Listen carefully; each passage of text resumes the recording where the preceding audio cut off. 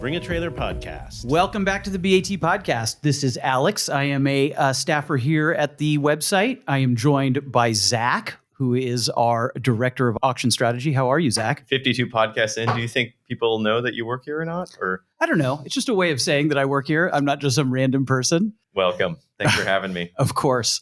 Also joined by Howard Swig, head of auctions. How are you, Howard? I am great, Alex. It's great to see you take in more of a leadership position in this podcast 2024. We're off to a good start. Leader in the company, leader in the podcast, staffer for both. Staffer for the podcast, staffer for the company. And of course, Randy, co-founder, our president. Randy, how are you? I'm good. I'm stoked to be here. Let's get rolling. Awesome to have you three here in particular, because these are the three OGs. These are the guys who started the whole auction enterprise. So Four OGs. You're in there, Alex. Come sure. on now. I'm assuming the same persona I did last time that irritated you, where I pretend like I don't know who you are. Nice call back. We've been asked by some of our staffers to hear stories, war stories from you guys, or even just interesting anecdotes about the early days of Bring a Trailer. And since you three are here, I thought it might be fun to volley some of those at you guys. I thought where I'd start, because I actually don't quite know the answer to this one. I think I know some of it. Randy, I was curious how you first met Howard and how he ended up coming aboard to Bring a Trailer. First kind of staffer, really, in some ways, right? Yeah, it'll be interesting to talk about that and get Howard's perspective too. I don't know if we remember the same story or if they're totally separate universes, but Rashomon. So BaT starts in 2007 and it's sort of one-man show and it's finding cars online. Auctions didn't come till 2014. Some people don't know that was 7 years later. My favorite story about Howard coming on board is that we couldn't tell him that auctions, we were paranoid to tell him that auctions were a thing. They were in development in the background, but we were just selling cars fixed price through 2011, 12, 13, that sort of time frame. And when we're interviewing Howard, he's like, yeah, so, what's the opportunity here and what's going to happen? And we couldn't say that there were auctions, which were probably about 50 or 75% built in the background at that point. And we knew we wanted to go in that direction. But that was a very tightly held secret because we didn't know if it was going to work and we didn't know when it was going to be ready. But before that, yeah, obviously Howard came across the desk and expressed some interest in working for BaT. I feel like we might have posted the job on the website to say we needed some help because we were listing so many fixed price cars. You definitely did, because I applied to that job. Did you apply to that job, Zach? The 2014 job or No. 2013 or whatever it was? Not. I mean, this is super early, right? This is Gentry and me had started the company. We had a couple of freelancers that were helping find stuff on eBay. We tried to do some motorcycle thing. We were like experimenting and doing crazy stuff. But we had a long list of people listing fixed price cars we called BaT exclusives back then. And it was a viable business. I had been doing it for full time for 2.5 years. And we were looking to expand and we needed help. And so I think we posted it. I should dig that up. If things we post on the website tend to still be there. It's probably is there. So we could take a look if that's still there. We deleted that one when we got some applicants. But Howard and I knew of Howard and we had interacted a couple different times. I knew his older brother from some car rallies. And then Howard did a couple of those, maybe the same amount or maybe less than his brother did. And then obviously his dad was well known in car circles. And so I used to go to the California Melee Start at the Fairmont Hotel in San Francisco every springtime. And his dad would be on the mic. And so a lot of people knew who the Swig family We was. had you on the mic one year, if I recall. That I think 07, was late. 08. Oh wow, that was before, Right? huh? Yeah. Was that early? Yeah. Keith Martin and I shared like microphone duties walking down Out in front of the Fairmont, doing the little announcement, talking about the cars. Howard's dad was very friendly to BaT and to me, and very encouraging and welcoming, and was like, BAT's the coolest thing ever, and why don't you come out here and talk about the cars? And I was like this random kid amongst all these Ferraris and stuff, and I was like, I don't know what you want me to say, but I'm happy to say it. So anyway, I did that. I was invited one year and Howard didn't Howard get was- invited back. Howard totally one and done on that career, but Howard was probably mulling around that year. There's some footage of that somewhere. We got to surface that. Yeah. that right? And my dad did like BaT. I'm sure he sold like his Fiat 124s. Dude, I'm sure he was the guy, Randy, emailing you like 30 emails, one photo per email. I'm sure that was a lot of the user base back then, but you made it happen. Yeah, for sure. So anyway, there's some interactions, and then I somehow knew through talking to you at events or whatever that you were working in the car space after school, and you were working up in Marin and helping with car leasing and different sorts of stuff. And you and your brother were in the car world, but then we started looking for people, and so his name jumped out kind of more than some of the other folks, and we had a conversation. I said, let's do lunch or whatever, and we started talking about BaT.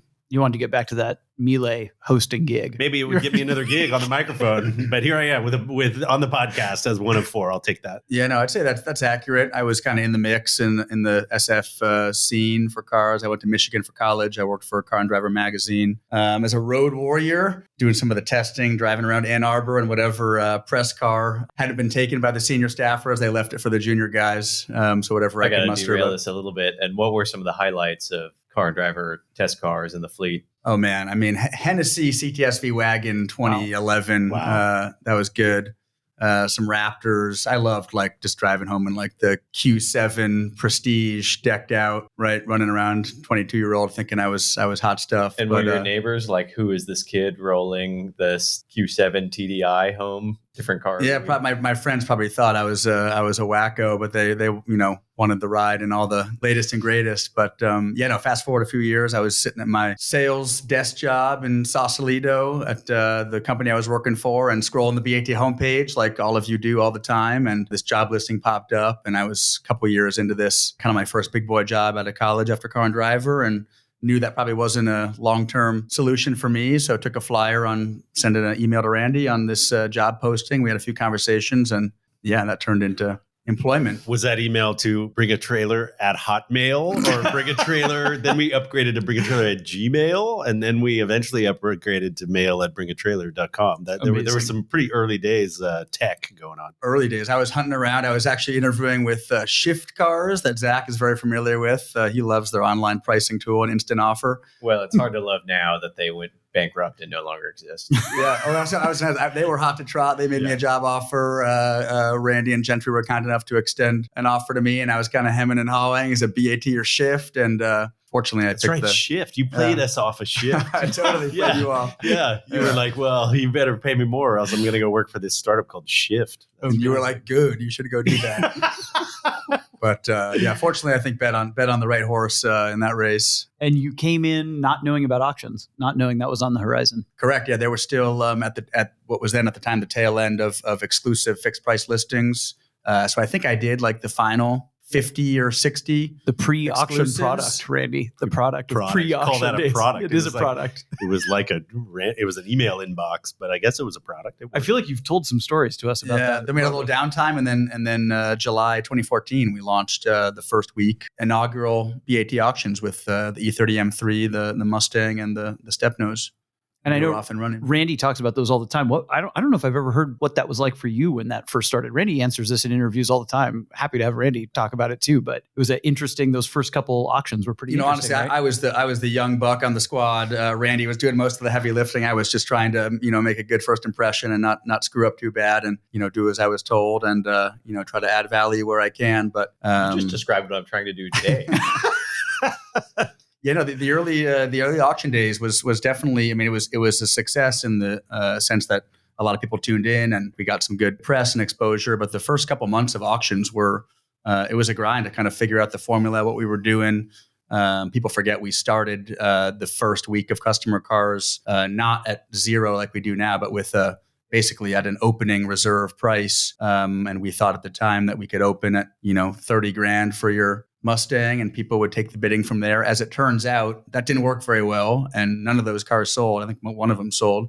So we quickly went back to the drawing board and had the bright idea that we ought to just start at zero and have a lot more kind of natural price discovery, which was ultimately the right call, and which is how we've operated since then. But yeah, Randy, some rocky roads there in the early months.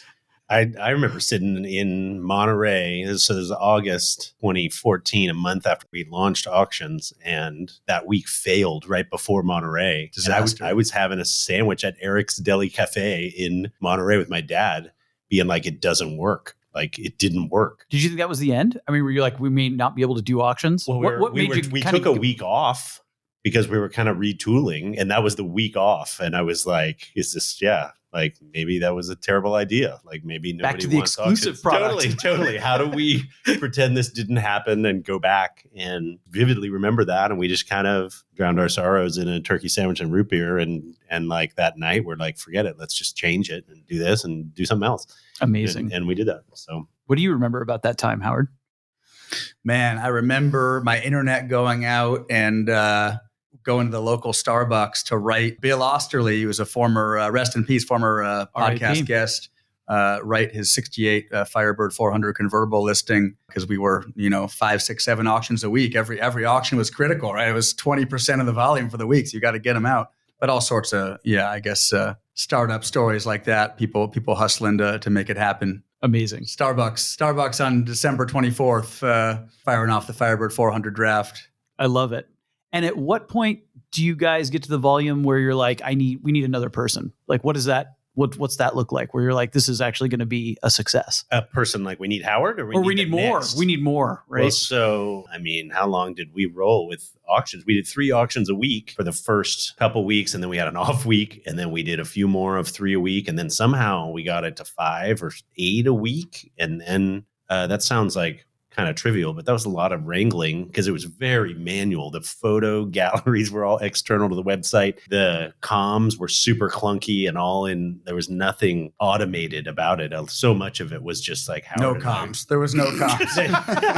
Yeah, kind of all of it. I'm trying to lead you guys down to the path of bringing young Zach on board. I'm curious how that happened and what the kind of impetus was for that. No, we plugged along for maybe the better part of a year, and I think we were up to maybe 15 or 20 auctions a week. I remember because we were kind of plugging along at 10, 11. I went away for the weekend. Randy was always very good about, and in those days, like all of our kind of community and business messaging was just on the homepage through pretty simple posts. And we still do that today. But obviously we got a lot of better tools and emails going out now. But he was always great about, making announcements and events out of things. And one of those was we're going to 15 auctions a week. And I came back on Monday morning and read this post, and we had never done 15 a week. We had maybe done 11. And here we go. Randy's just pulled up on his phone some amazing ancient footage of the old office. That's day one auctions. That's day one auctions with 3 cars going. That's Gentry and me. It's your dad. My dad's there. Remember that Zach Allen was a fixture in the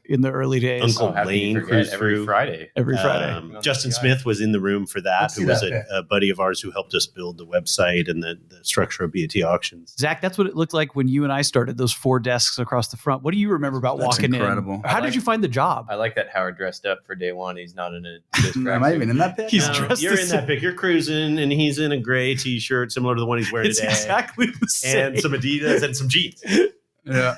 Zach, how did you come across the job? And what was it like walking into that room when you first I don't have a cool origin story like Howard. I wasn't like a figure in the Bay Area car world for years or anything like that. I was more just miserable and depressed and unsure if I wanted to be a lawyer or not, and applied on a whim of this posting, procrastinating at my law job. Same thing as Howard. You're on the payroll for somebody else and you're scrolling the BaT front Were you doing page. that at work? As all of our audience? Yes, correct. Yeah. Did you apply to BaT from your work, like 100%. cubicle? Yeah, Undoubtedly. Yeah. I love that. That's amazing. What was that? What was the first day like? What was it like walking into that room, being with those guys? Day one was intimidating. I just remember interviewing and being like, oh man, even if this doesn't work out, I'm really glad I met those guys. And then I think it was maybe 2 or 3 months from my interview since I got an email back. So I just assumed, oh, that was really nice that I met those guys, and I'll move on with my life and go. Those are the comms Howard was talking about. You were part of that. Oh, for sure. Yeah, day one was intimidating. I remember not getting a door key for a while. Randy's slow to trust, but once you enter into the circle, then you're all good. So I would knock every morning and have him let me in. And then the days were mostly Monday through Thursday. It would be like the only word said would be, I'm going to go get a sandwich. And then it was just frantic typing and clicking on MacBooks all facing. That's kind of true, isn't it? Yeah. And then we just kind of ground it out, and then, yeah, that's right. Then Fridays were good hangs. Alan would come in and work on cars with you. Howard would be in a better mood, or sometimes work from San Rafael. Yeah, and that was kind of the early days. And it was pretty unglamorous, head down, just processing cars and customers, and doing it with a pretty lean and mean team. Yeah, absolutely. Do you remember how many auctions had happened? Like what lot number roughly you came in, Zach? Had there been 1,000 auctions yet? No, I was right around between I think 400 and 500. Amazing. Yeah, there was some. Now we do that in 4 days. I think some DOCA issue. Totally. That may be a trigger warning to Randy and Howard that I walked into around week 1.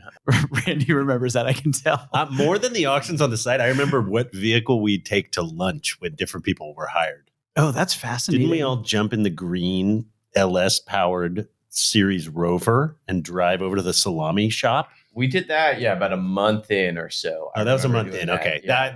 that's a meaningful early. Was that for the key? memory. Was that the key conversation? And then you slid it across the He table? may to have been, Zach? yeah. He may have been given full benefits at that point. I always forget this, but day one, you were rolling that white A4 wagon. Still. And what wheels were on that car? It just had the RS4 S wheels or line. No, it something. had Oh, S line wheels on it. It was the cheapy car, and then I sourced off of eBay or something some S line wheels for that car, so it made it look like an actual nice Audi, but it was like a super base Audi. I mean, that was the last modern car that you drove up until For a long 4 time. months ago. Long time. Yeah. Yeah, long time. That was a family car. I must have borrowed it that day, or my cars were broken or something. Then one time, I don't know what the milestone was, but we took an Uber XL to Perry's for lunch one day, and that was like, well, we've made it. We're It's like taking we were Uber spending. XLs. Wow, Yeah, we were spending. Lighting I was money on actually fire. really, really uncomfortable getting that. I think Uber you XL. were, yeah. Yeah, I was like, where'd everybody park? Okay, we'll meet there. I was there like, no. Did you do a milestone for lot 1000? I can't remember. I remember All lot of two, those, 2000 for was sure. that truck, I think, was the LS Rover, I For think. sure. We got to look. I mean, the vet went as 3,000 or 1,000? Your split window Split C2? window was 1,000. 1,000. Okay. Something may have been 500. Yeah, that's interesting. Like there were other milestones we were trying to get rid of Yeah. cars. I think of that LS Rover was 2000 and your gray short wheelbase 911 was No, I 3000. thought I the remember Dino that. was 2,000. Oh, no, the Dino's earlier because that was my first day, the day they sold No, the you Dino. started. That was lot Oh. 1400 something Mm. in May of 16. That was your first day? That First car was day. live? Gentry drinking mezcal on the FaceTime. Zach and remember I driving that car, or Zach videoing and I driving that Yeah, car? we made the vid going around Dolores Park, and Yes. that's who ended up buying it. The guy Yep. saw it in Dolores Park and bought it. It's Amazing. Amazing. Really, really cool stuff. Good segue there into another topic that people were asking about. Randy, you're talking about family cars and starter cars, which is first cars and cars that kind of got you interested in either in cars or the car that you wanted for your first car or the car that you actually had. Zach and I, when we started at Bring a Trailer, we both still owned our first cars, which is interesting. I sold mine on the site. I listed it in a BAT auction. And you weren't 18 years old. You didn't just have this car for 2 years. I got you it guys when I was- had these cars for a long time. I got mine when I was 1971 Carnegie. I got it when I was 13 years old, given to me by my uncle. Had been in our family. My aunt, it was her car when she was a teenager. She got it new. So you had that car for 20 years before over 20 BAT. years. Correct. That's pretty solid. And it sold too cheap, huh? You always say that, Howard. Yeah. I hope my wife's not listening to this one. It was her birthday That was a yesterday. She deal doesn't for listen to the someone out there. podcast. Yes, yeah. Vic I in think Canada. your hopes will come true, Alex. Yeah, I think probably I'm safe. Happy birthday, sweetheart. But Zach, you also had your first car when you I started still here. had the 98 Honda Prelude eucalyptus green, which I Amazing. ended up keeping for like 12 or 13 years. Amazing. But Yeah. you never drove it to the office. That was already sort of a retired car. At that least you were one just time, holding 'cause I onto. saw it It at was the old stashed office. at your parents' house, right? You had a No, different car. I kept it. There were a couple conversations in the early days where my Honda Prelude was the butt of some jokes, and then I was a little ashamed. You to were bring it in the ashamed? office. Come on. Oh, man. We were jerks. Sorry, dude. No, that, don't worry about that it. car was awesome. And at the time, public transit was a little bit better mode to the You did office public anyway. transit. Yeah, I was rolling that car around. Randy, I know I've heard you tell the story, but I can't remember. You had is not an FJ. Or you said you sold your first car before you were 16. You just mentioned that. FJ out of the truck trader in Pleasanton, California, $5,500. The guy wouldn't bend on the price. My dad and I went over there. You were how old? 74. I was 14. 14. Summer when I was 14. Paper route money. Lemonade stand? I had to contribute. $500 or something like that, and so I was like 74 red, original Freeborn red paint, hardtop, pretty stock, white wagon wheels, FJ40. Brought it to Saratoga, where I grew up, parked it in the driveway, and I had to sit there and look at it and wait for the calendar days to peel off. And then there were Cruisers and Broncos at the high school where my older sisters went. And my sister came home from high school one day and said, the dude with the green FJ40 is selling it. And my dad and I both were like, that was the one. That was the one.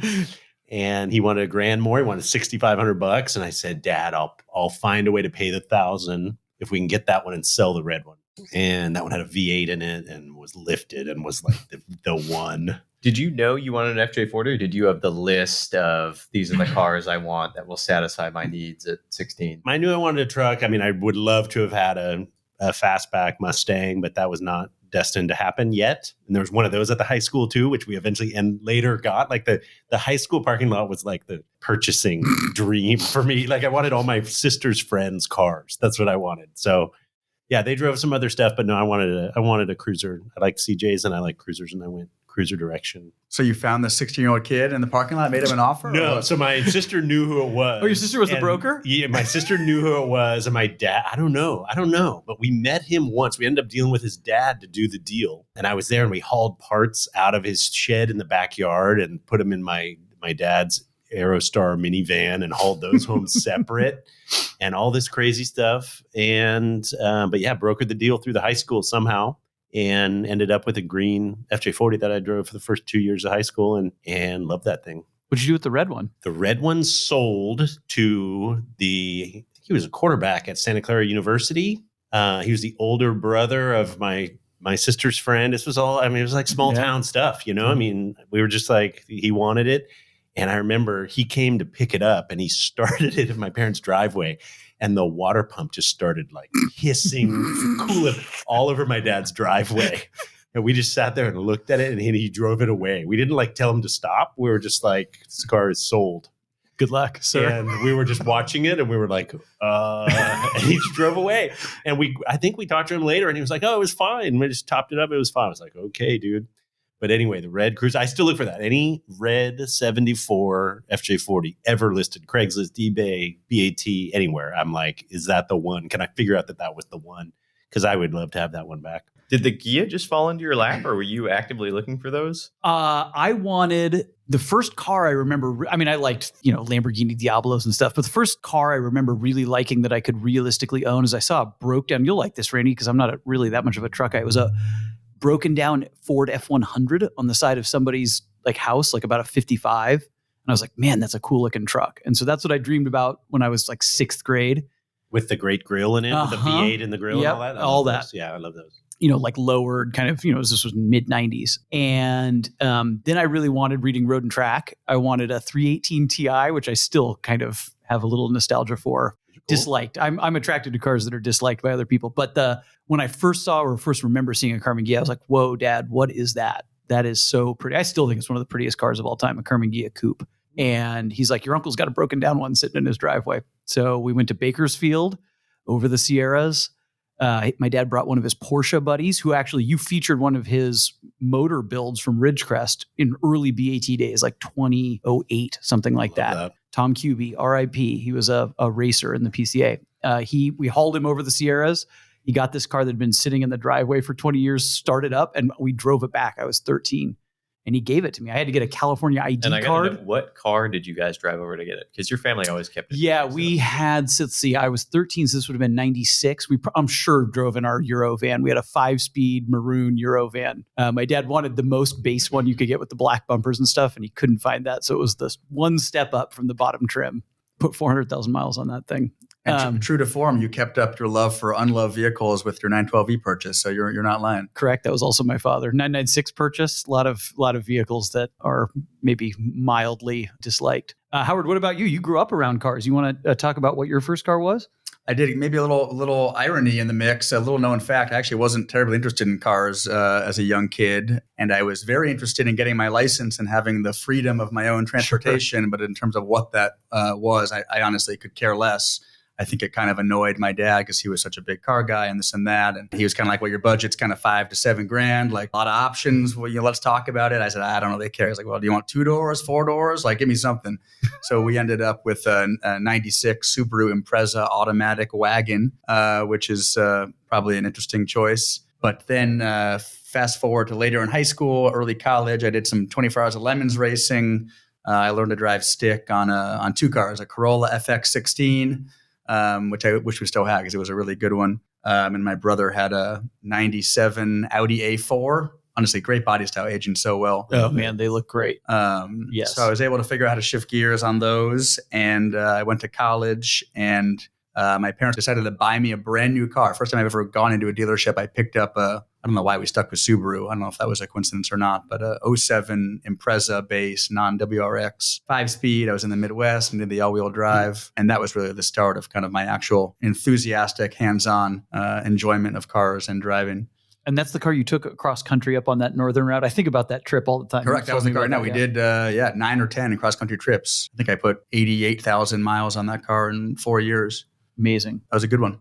Did you ever take it to a track or do spirited driving with it? I did. Yeah, I did some track days in Michigan at Waterford Hills. For all our Michigan listeners out there, little track in suburban southeast Detroit, and Gingerman Raceway. So I was kind of wetting my whistle a little bit, figuring out how to drive around the track and heel toe downshift and being a pretend race car driver. So that was not a great heavy Impreza all wheel drive, just ripping the rubber off. And but it was great for me. I was in my skill level. I was just happy to be out there and driving around. That's awesome. 07 Impreza is the car you put the most miles on total yourself, right? That's probably right. Yeah. What's yours, Alex? Probably that 912E. I've probably put 110. Yeah, probably that car. I've put over 100,000 miles on it in 25 years. Randy, car you put the most mileage on yourself? Oh man, I'm terrible at keeping track of things like this. What happened to your app? know. You had that little app that you were. I do, but all my cars are so low miles because I like the broken many of ones them. are down, and like I'm driving with that one that runs. I mean, honestly, we put 44,000 on the expedition back and forth to Idaho. That may be actually the most I've ever driven a single car. I was super duper spoiled in my early job at BMW in that we would get to rotate out all these cars. You actually had to give it back at 10,000. So I got to crank through a ton of driving. I've driven a lot of miles, but I had a ton of 10,000 and 10,000 and 10,000, 10,000 firing through a different BMW product. So not a super glamorous answer there, but I've driven a few different FJs back and forth across the Rockies and LA and all over the place. So added some miles there. Put over 100,000 miles on my S2000 too, Zach. Let's see, So that might be close. I put 120,000 miles on the Prelude. That's amazing. And it's like ingrained in my brain in a way I wish it wasn't, because it's still sort of my reference point for cars that I'm driving today. Is that what you wanted? How did you end up with that car? I'm not even sure.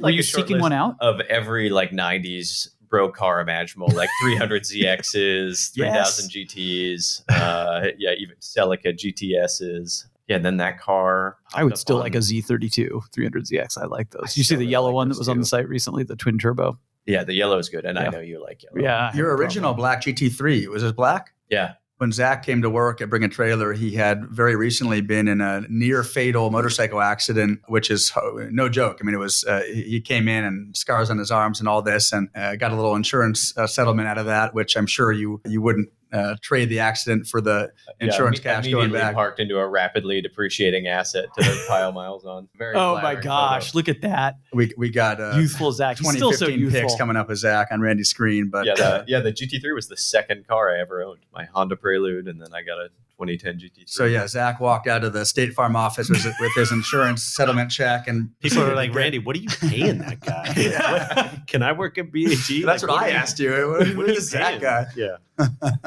Oh man, that's great. It's a hell of a second car. I was so quiet. The mystery really added. You just thought I was working on something really important over there. Well, you used to ride bar. I didn't know you had that car for 6 months. I worked with you for 6 months and became your friend, and I didn't know you had that. You played that one very close to the vest. Yeah. Well, I didn't like the projecting into the world the sort of discrepancy between what we're doing at BAT and rolling. But now you have full comfort with it. Now you've come around. Yeah, things are a little different with 700 cars live than it was back then. And Zach's always owned a GT3 since that day. Is that fair to say? Went a little hiatus for a little bit, but missed it. Then I got the white one. A little identity crisis. It's all part of it. It's part of owning a GT3 or maybe a Porsche in general. It's part of being insecure and middle-aged. Welcome. Do you if you guys okay to keep going? We're a half hour in. I'd love Alex, to. I'm loving you're a great MC, man. Yeah. I think you get the baton from now. I'm loving it. Well, I like focusing on other people, and I don't have to talk as much. Last time, Howard, you weren't here for this. We did a little BAT myth busting session with some kind of common questions, issues that come up from sellers, as suggested by our staffers. I volleyed those in a kind of awkward way to Randy and Zach. I'll try to do it better this time, but would love to throw some kind of common myths out there for you guys to either bust or just to talk about a little bit. Sound okay? Let's go. All right. Why don't I tee you up first? I'm in the hot seat. There's no here we are. No prep for this. Well, here we're in January. No. We're coming in completely unprepared. So we've talked about this on the podcast before, but it comes up a lot, and we're here in the season. We're in January. So I thought, love to throw you kind of one of the most common myths we hear, which is that the winter is a terrible time to sell your car. We've had great results today and this week and over the last month. So do you want to talk about that a little bit and about maybe some of the things that are true or aren't so true about, seasonality in terms of selling collector cars. Yeah. Well, first I'd file that squarely under myth and or probably more superstition than anything. And we're sitting here in San Francisco. It's sunny and 60 degrees. So there's not too much seasonality going on here. I don't think it's a mystery that some of the biggest car auctions forever have happened in January and February. You have Barrett-Jackson, you got the big Kissimmee sale, you have Retromobile. And those have been going on for 30, 40 years. So people think of the spring and summer as the selling season when all the cars come to market before everyone goes home to hibernate for the winter. We've never found that to be the case. And obviously in a fully digital world, people are transacting 24/7, 365. And people sitting in winter climates where they got 6 feet of snow outside their front door might have a different impression of it. But we've had, honestly, some of our biggest results going back to the Lancia Stratos we sold on, I think, December 26 occur in kind of the December, Jan, Feb months. So at least from my experience and being around BaT for 10 years now, I would file that under Mythbusters. But then again, superstitions are, I don't mean that in a derogatory way. People think what they think, and I've had success in the past with various dates and times and seasons, so they can do what they want to do. But we're open 52 weeks a year, and that has never proven to be a bad thing. And Zach, would you say the same is true of day of the week scheduling, or is that different? That's another thing we hear a lot. Like, a car's got to sell on a Thursday to have a great result. Or yeah, some people are adamant about particular days of the week, but the data is pretty clear. 7 days a week, web traffic, bidding, it's all pretty consistent. I mean, ultimately, too, it's what matters most is the car. So you can fixate on day of the week, time of year, but if you have a good car that's well presented, it's going to find its bid and sell well. Yeah, I think some people, know when they have free time to shop and peruse online, and they assume that other people's calendars for their free time is the same as theirs, when in fact people are bidding and checking things out at 2, 3, 4 in the morning. I know for Randy back in the day, Randy got most of his BaT work done between midnight and 4 a.m. Randy's checking out stuff right now. He's shopping cars. Absolutely. He's on Kissimmee. He's looking at M&M liveried NASCARs. Absolutely. That stuff. Are you kidding? It's part of being on the podcast. So, you can't assume when or why or in what capacity people are checking things out and firing off bids and online purchases. So something to keep in mind. No, it's totally true. I remember very vividly Christmas Eve, sometime after 2014, 2016, buddy of mine that had the Mustang that I drove away from my wedding, which I've always followed very closely, and I kind of want to buy it back, but kind of don't. The white fastback? The white fastback came from the high school parking lot, got Shelbyized by my dad and I, driven for a bunch of years, and then sold. And that was resold on BaT, and it was sold on Christmas Eve. Did the Road Webster own that car, right? No, Webster? it's similar to that car, but it's not different. those guys' car. Those guys had some other clone. This was a clone, but always in California. And it sold on. I sat there on Christmas Eve watching it, and some people are like, "Oh, it's suicide to sell near a holiday or whatever," and the car actually crushed it. And I was sitting there going, wow, look at that. And it was, I mean, that was even in the early days. And now the audience is, no joke, 8 times that size. So, there are ideas about, Saturday morning at 10:56 is the best time. But I mean, it's really the car you bring, Zach. That's exactly right on that. Totally. It's the car and what we often have told folks over the years, especially before they were as convinced that this was a great way to sell your car using the Bring a Trailer online auction. We still get some of the prehistoric eBay, right? I needed to end at 9 p.m. on a Sunday night when everyone's at home with their family and crowded around the desktop. And there's still people out there that think that that's the best time to go. And we've never ended auctions on Sunday nights. So you got people that have been tuning in and still requesting the Sunday night end slot. Haven't been able to give that to anyone just yet.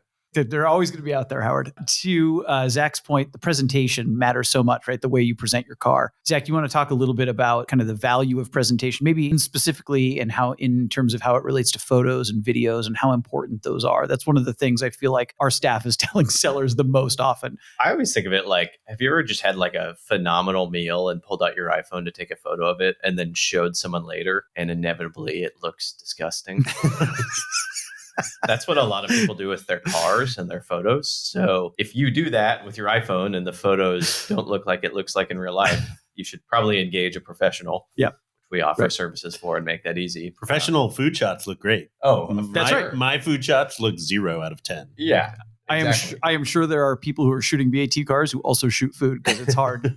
Yeah, it is hard. Yeah. So yeah, much like the meal that should look appetizing, trust your gut, use your best judgment. The presentation does everything as it does with food and restaurant. And I mean, that's what matters. It's what gets you excited. It's Totally. what browsing through listings, clicks. You want Randy to get excited about your car, you better have a good hero shot. You better have a good lead image when should be doing BAT work and he's scrolling auction listings instead.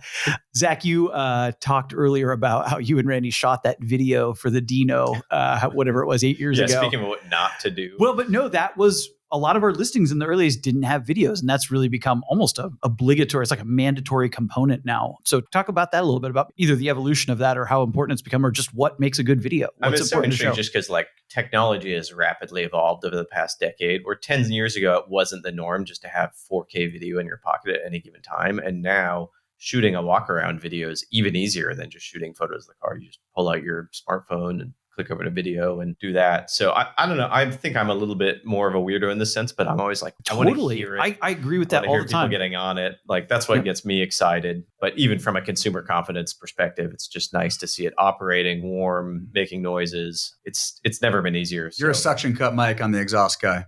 Oh, for sure. Yeah. Sometimes it's a little much when it's all like blown out, but I like hearing from the inside of the car what it sounds like too. My YouTube feed is all just exhaust vids, 14-second clips. Whistle tips. Yeah, exactly. No, but I mean, with the quality of photo and video now and what's possible, like cars can come alive in a digital way like never before and are as cool as ever presented online. And hopefully we capture a lot of that in our listings. And it's funny to look back at the old BAT listings from 14 to 15, which is for the most part, zero video, far fewer photos, right? And you look at those listings like, well, how did anyone bid on this amazing. based on this, right? And at the time, it was kind of industry leading, but things have come a long way in 8, 9, 10 years. It's a requirement now. I mean, even our photo service that we offer, we've added videos to that, right? Because it's so important, such a crucial part of success. I got a couple more for you guys, if that's okay. Randy, anything you want to add about photos or video? I mean, you've been around for 10 years for this whole ride. I just love seeing what people have done to kind of take advantage of the strengths of the platform and how many people see it, right? Mm-hmm. There's some power sellers that like have become, I don't want to say household names, but kind of like well-known in the industry by their username. Several of them have started businesses in the name of their BAT username because they're somewhat famous by what they've done. And that comes from effort. It takes some effort to do a 10 out of 10 listing on BAT. And some people do it routinely. It's like every time they step up to the plate, it's like triple over the fence, triple over the fence, triple over the fence. And it's like, wow, these guys are really good. Yeah. And it's genuinely fun to watch their interaction and their media production. And some of them, either do it themselves or are very like they're the shutterbug, or they hire a staff and craft a listing with a full-on business doing it. So anyway, would we have ever guessed that? People ask all the time, right? Like what was the BAT dream and business model? Did you know this was going to happen? Which is the craziest question of all time, right? Like nobody knew where BAT would be now. But I think one of the most stimulating parts is hearing of the people who really figure out how to adopt it and take advantage of it and use it to the fullest for selling cars. And it works, right? 911R and his videos, mm-hmm. like if he posts one without a video, people melt down because they want to see the video of the car. And kudos to him because he put effort into making a cool kind of video that people want. Man, great summation, Randy. I don't know if we should keep going. That's like the full arc from the early BAT days to where we are today. I wanted to know what we were shooting on in the Dino. Were you on a phone or did we have like a little handheld? We had an office GoPro, and I think you had just bought the mount, but we'd never used it. GoPro stock price was peaking right around then too, so it was good. We had an office GoPro like on a little handle GoPro that we gave you. We may have had a suction cup mount, but we're like too afraid to mount it. I didn't do that. Yeah, I would never do that. And then I remember like kind of hanging out the window doing it, and then we did some roll bys where I was like on the corner with the GoPro in hand. You driving by. Vimeo videos, as I recall. Vimeo, all on Vimeo, because for some reason we thought that was better than YouTube back then. But the GoPro, also a substantial investment on the BAT dime that I was like, whoa, are we going to spend $250? Made me sandwiches for lunches and dinner for a few weeks. BAT may not have had a credit card. Can't take an XL to Paris this time. May have had to pay like petty cash for that instead of a BAT credit card. Anyway, early days and us being terrified. Well, I don't know. Was the ROI worth it with the Dino sale, or was that the only time that we used it and we shouldn't have got the GoPro? The Dino ripping around San Francisco was a fun memory. Oh, yeah. And I mean, we hint at it, but people maybe didn't see. But the person who bought it, their friend The buyer was in Texas. The person who bought it their friend was sitting in Dolores Park in the Mission in San Francisco and saw us drive it by, not knowing it was eventually going to be on an auction, and said, "Hey, you know what's cool? Saw you guys making the video. Weren't you were out making the videos, You know what's right? cool is this red Dino ripping through San Francisco." And then it popped up on BAT, and somehow this dude in Austin heard about it and then bought it and said, "Yeah, my buddy had told me you were filming a video about it." Anyway, totally crazy. Only other part about that video, last thing, I yielded to a person walking dogs across the street. Do you remember this? And a person next to me, a random civilian in a Volvo or something, like almost ran over this person walking two dogs across. Yeah, they blow into the crosswalk. Across Dolores Street. And we were also the seller on that. And in the comment stream on that listing, they were like, "You're such good people. You didn't run over the dogs," or whatever. And it was like, I actually think it made people like the car better. Yeah. Because we were not like terrible people. Buy the seller, not the car. Totally. Yeah. So they were buying the don't post a video on your listing of you blasting into a crosswalk. That's a Ferrari. Yeah, in a Ferrari in San Francisco and running over dogs. Well, like that would not have been great. Dino. Sorry, Fiat. What Fiat? Sorry, it's a Fiat. We had a V6 Fiat. But anyway, I remember both being with you, Zach, on that and the whole narrative about the friend in Texas and not running over the dogs, yielding to the dogs and getting extra bids. That's how you get bids on BAT. That's how you get bids. I can't believe this video still works. It's still on the list. Do you still have it? Oh my God, are you guys watching it? It's amazing. What's the lot number, Zach? The lot number, you were correct. I was mistaken. 1443. 1443. 1,500. Dude, essentials back then, there's like 6 items in the essentials, 5 or 6 items. We're not going to talk about old listings versus new.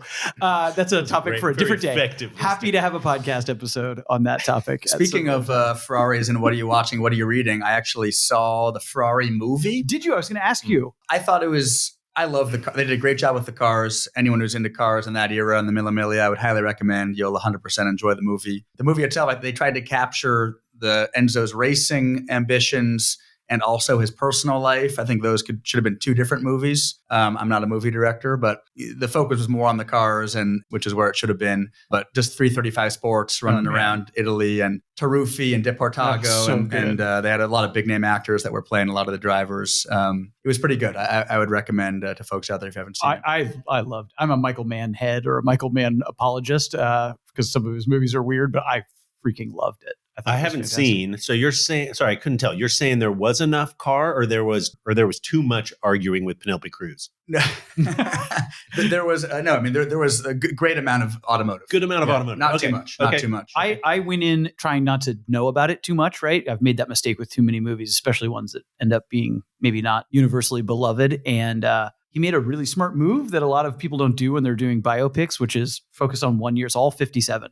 Right. So it's like pretty contained. It's not young Enzo and old Enzo. It's just one period. And I thought Adam Driver was excellent. He shows Enzo for kind of what he was. It's not, it's not an apologetic portrayal of But no, Enzo I found Ferrari. Penelope at home, pissed off at Driver, screaming at him. I was like, all right, I get the scene. I get we're trying to portray the personal life. Let's get to Brescia and the start of the Mille Miglia. That's right. Let's get to Brescia. That should have been the name of the movie. That should have been the name of the movie. Two Brescia mentions in a row on podcasts. There you go, Randy. I am glad you saw it. I think it's worth seeing in the theater too, because it's I saw it in the theater with my son. I thought the it was Deportago. Cool. I mean, obviously, I had no idea that was going to be not a car person. Who no knew spoilers. Nothing about no it. spoilers, Howard. But I obviously knew like what was coming, and it's not a spoiler. I mean, Deportago has this horrific accident, and how they portray that's pretty gnarly, and like. I guess that's all CGI, but I don't know if that's how it actually went down. I always thought of it as like a huge, like almost like Le Mans style scene with hundreds of people, but it was more in this little town, and it almost made it more like it's pretty harrowing, to be totally honest. But they did a killer job with that. Yeah. It's the climax of the movie is the big crash, the last melee, the thing that ends it all, right? Wow. Yeah. And he said there was something wrong with the tire on the pit stop in that little town, and they blew it off. Yeah. I don't know if that's true or not. It was cool. They did it really well. And the cars, there's a little bit of CGI, but for the most part, it's real cars everywhere. I don't know. I mean, I don't know. I was wondering that. I asked people, are those like real 345 Sports? Like, Sorry, I mean, they are. I don't know how they did that. They are real. They are actual metal cars. Like they didn't CGI the cars, right? Yeah. Like they're probably reps. I'm sure it's Ford versus Ferrari. There may be some static ones or something that they're real, but they're not going. No.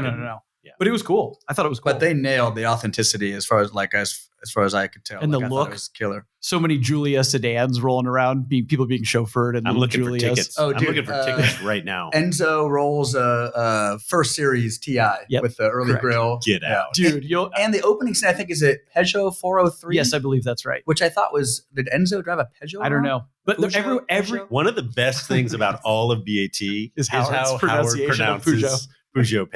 It's always been my favorite. I think And that don't needs- ever lose it. Don't ever change it.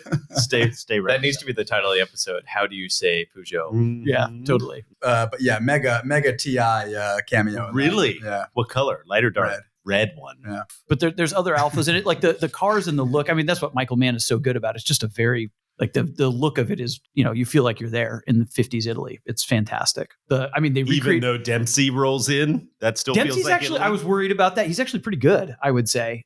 He plays Taruffi. I Yes, think. correct. And they even change his hair. I was thinking about it this morning. They make his hair look like Taruffi's hair. The workshop that they recreated, I mean, it looks just like the photos of that 50s Ferrari workshop. And they've got, they've got Grand Prix cars in bare metal there. There's a Grand Prix scene early on, which is interesting. There's a race and a testing session with Grand Prix cars. I was wondering about that, if that's how it actually, that guy just running around the track, Enzo's standing there. But man, taking that his scene time. when they're in church and all the men, because they're in Modena, all the men work for Ferrari and they'll take out their stopwatches and they're listening for the car and like how fast it's going around the track. They know the current lap record. I mean, it's just really good scene setting, right? World building. Some artistic liberties, but that's what we want to see. Yeah. I'm on Fandango right now. Oh, take the family to see it this weekend, man. You guys will enjoy it. We all went to Ford versus Ferrari together. We took the whole staff when we were a way smaller I company. had dreams of trying to have our SF crowd go to this movie. But anyway, I'd like to see it. You're not going to see the Lancia Audi one that's also out this week or whatever? I don't You know guys about don't that know one. this? I haven't heard of that. This is a documentary or Anyway, this is I don't know if this is podcast fodder. Everybody on the podcast is like, I know this already. But no, there's a what is it, 83 season? What's the one that Clarkson did the big video about where it's But this is a where doc? it's Quattro versus 037, Martini livery. There's like a movie about that season, which seems very slim in its But wait, interest level. dramatized or it's a documentary about it? No, it's dramatized. What? Isn't that How did I bizarre? not know that? Okay, Race for Glory. Race for Audi Glory. versus Lancia. Yes. That sounds like that's going to go straight to Blu-ray, Zach. It seems It's a Blu-ray. theater release. This is not an American film. It can't be. I don't know. This is dude. not for the All I know American. is This is not for American consumption. moving on from movies. Appreciate you bringing that up, though. I want to go see that movie. Yeah, it's good. It's definitely worth a theater visit. I'm glad you brought that up. Good, Alex. Do you still want to buy a Sprint Speciale, or have you cooled on that? Oh, but kind of. Do you want a 996 GT3? Oh, that could be actually interesting. That could actually work out. How is that car? You driving that car around a little bit? The SS? It's great. Yeah, it's got a Conrad engine and exhaust. It completed an event earlier this year. Can we make the next podcast negotiations and transactions between 996 GT3s and Sprint Speciales and you two? GT3s are going down. Sprint Speciales just have kind of They already stagnant. went So down. are you guys horse trading right now? Kind On of the a little podcast? bit. Yeah. I really want Yes. a SS. I would really. It's like very, very much short list. for And me. and Howard really wants a 996 GT3 engine. I do. I need one. That's true. There's interesting things happening here. He really doesn't want an SS. Also, I think is the other thing. Too many alphas. I used to think SSs were cool, and a few guys on the rallies ripped around in those. But yeah, I'm into the frumpy TI sedan, like a cheapskate Giulietta instead of those. I just think they're cool looking up close. They're weird. You don't see them very often. I've seen one in the Interesting. wild that's like nothing else on the road. Yes, correct. It's pretty sweet. Yeah, but Giulietta Sprint, just a sweet I know. I Sprint, love those like too. like the Yeah. dark one with TZ alloys. Regular freaking GTV. I like the Unpopular opinion yet again. My forte. That's a better looking car than an SS. I like the sedans. I like the weird square sedan that came after your black car. Randy. That's I like all of them. different. Okay, Alex, we can sort it out. Your Yes. GT3, maybe a little cash on top. We can make some A moves. GT3 with a spare motor. All right, did we do it, guys? Is that it? I think we're good for today. Thank you all for being here. I hope we get to do many more of these in the near future. Thank you all for listening. If you have suggestions, anything you want to give us feedback on, podcast@bringatrailer.com is where you should go. Thanks, gentlemen. See you next time.